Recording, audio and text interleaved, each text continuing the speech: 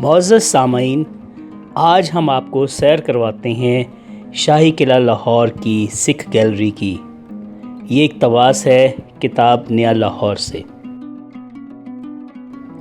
قلعہ لاہور کی سکھ گیلری در حقیقت شہزادی بمبا جندہ دلیپ سنگھ کے نوادرات کی کلیکشن پر مبنی ہے۔ بمبا نے لندن سے لاہور آنے کے بعد کنگ ایڈورڈ میڈیکل کالج کے پرنسپل ڈاکٹر سدرلینڈ سے شادی کر کے مسیحیت قبول کر لی تھی اور شہزادی بمبا سدرلینڈ کہلانے لگیں۔ دلیپ سنگھ کے بچوں میں وہ سب سے آخر میں دنیا سے رخصت ہوئیں۔ اس طرح ان کی موت کے ساتھ ہی سکھ دور اپنے اختتام کو پہنچ گیا۔ دلیپ کا کوئی بھی بچہ صاحب اولاد نہ تھا، اس طرح اس کی نسل ہمیشہ کے لیے ختم ہو گئی۔ شہزادی بمبا کے پاس مغلوں کے آخری دور اور رنجیت سنگھ کے عہد کے کئی نوادرات انگلستان میں محفوظ تھے، جو ان کے والد دلیپ سنگھ حکومت کے زوال کے بعد اپنے ساتھ وہاں لے گئے تھے۔ وہ ساری زندگی اپنی مٹی پر واپس آنے کے لیے تڑپتے رہے، مگر ان کا یہ خواب شرمندہ تعبیر نہ ہو سکا۔ البتہ ان کی یہ حسرت شہزادی بمبا نے پوری کر دی اور آزادی ہند سے قبل اپنے پرکھوں کی مٹی یعنی پنجاب کے دارالحکومت لاہور میں مستقلاً رہائش اختیار کر لی۔ شہزادی بمبا کے پاس موجود ذخیرے میں مہاراجہ رنجیت سنگھ اور ان کے جانشینوں دلیپ سنگھ کے زمانے تک کے جو شاہی نوادرات شامل تھے، وہ سکھ شاہی دور اور اس زمانے کے حالات پر روشنی ڈالتے ہیں۔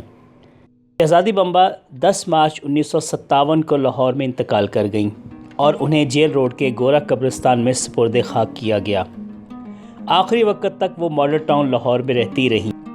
شہزادی بمبا کی چونکہ کوئی اولاد نہ تھی، اس لیے ان کے پاس موجود نوادرات انہوں نے اپنے اسٹیٹ مینیجر پیر کریم بخش سپرا کو دے دیے۔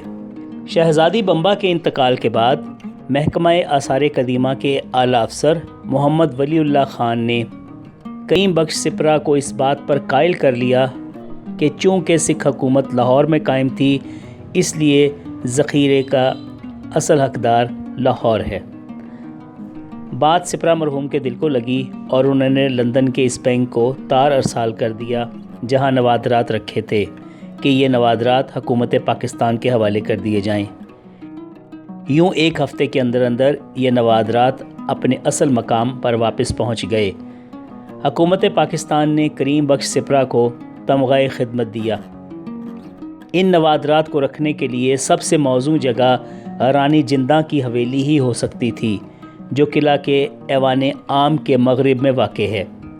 یہ حویلی کبھی مہاراجہ رنجیت سنگھ کی رانی جندہ کے لیے تعمیر کی گئی تھی۔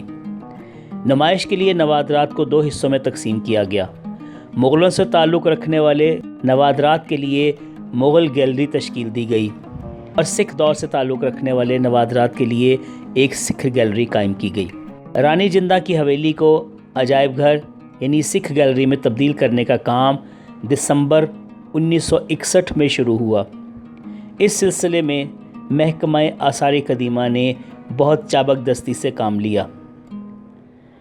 حویلی کی عمارت خاصی خستہ حال ہو چکی تھی، لہٰذا کثیر سرمایے سے اس کی مرمت کی گئی۔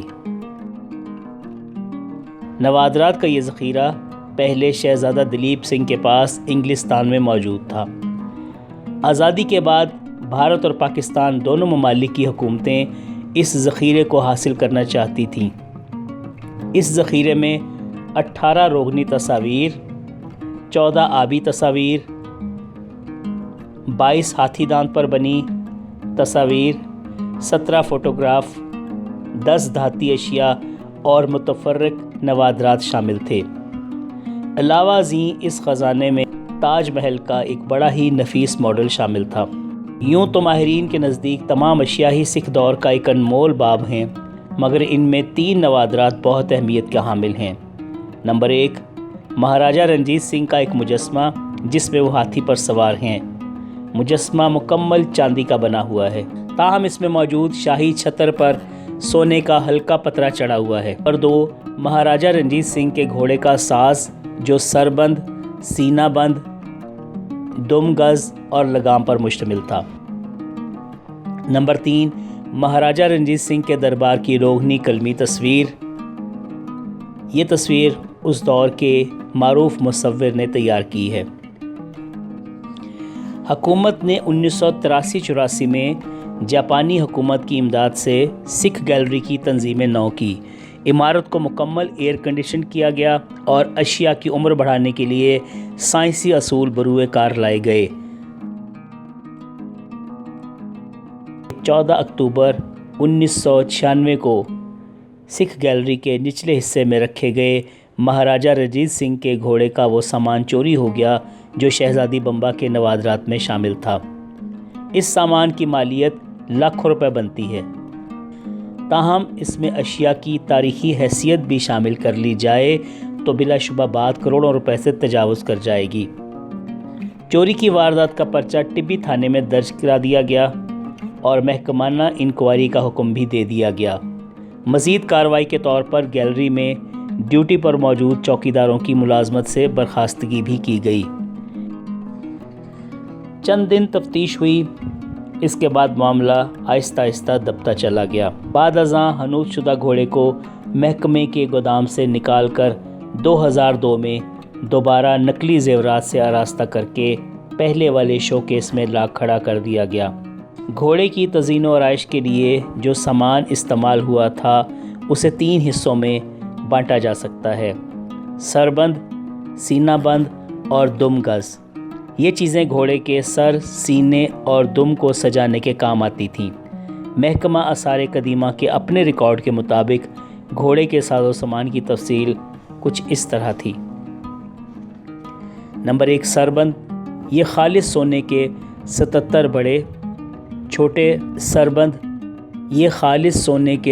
بڑے چھوٹے پھولوں سے سجا ہوا تھا۔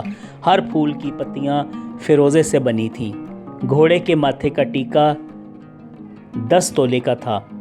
اس کی کلغی کے سونے کے 2 بکسوے بنے ہوئے تھے۔ 7 سونے کے 10 آویزے تھے جن کا وزن 100 کیرات تھا۔ پورا سربند سرخ یاقوتوں سے مرصع تھا۔ نمبر 2، سینہ بند۔ سینہ بند 4 فٹ 11 انچ طویل تھا۔ اس پر 35 چھوٹے اور 2 درمیانے سائز کے خالص سونے کے پھول تھے جن کا وزن 20 تولے تھا۔ ان میں سے ہر پھول کی 8 پتیاں تھیں جس میں 14 فیروزے اور ہیرے جڑے تھے۔ اس کے ساتھ ایک بڑا تمغہ جس کا وزن 10 تولے تھا، اس کے ہمراہ قیمتی موتیوں کی مالا تھی۔ دم گز۔ 5 فٹ 6 انچ لمبے دم گز کو 32 تولے کے 64 چھوٹے چھوٹے پھولوں سے آراستہ کیا گیا تھا۔ اسے ایک بڑے اور 2 درمیانے سائز کے سونے کے بکسوؤں سے جوڑا گیا تھا۔ ان بکسوؤں کا وزن 14 تولے تھا۔ دم گز موتیوں، قیمتی نگینوں اور پتھروں سے سجایا گیا تھا۔ چھتری۔ سونے کا پترا منڈی چھتری کا محیط 6 فٹ تھا۔ اسے گھوڑے کے سر کی طرف ایک بانس جس کی اونچائی 8 فٹ 11 انچ تھی اس کے ساتھ باندھا گیا تھا۔ تو یہ تھیں وہ تفصیلات جو سکھ گیلری کے متعلق کتاب نیا لاہور میں شامل ہیں۔ امید ہے کہ آپ کو یہ معلومات پسند آئی ہوگی۔ اگر آپ کا جواب ہاں میں ہے تو ہمارے چینل کو ضرور سبسکرائب کریں، اسے شیئر کریں، لائک کریں اور ہاں، ہمیں آپ کے کمنٹس کا انتظار رہے گا۔ اللہ حافظ۔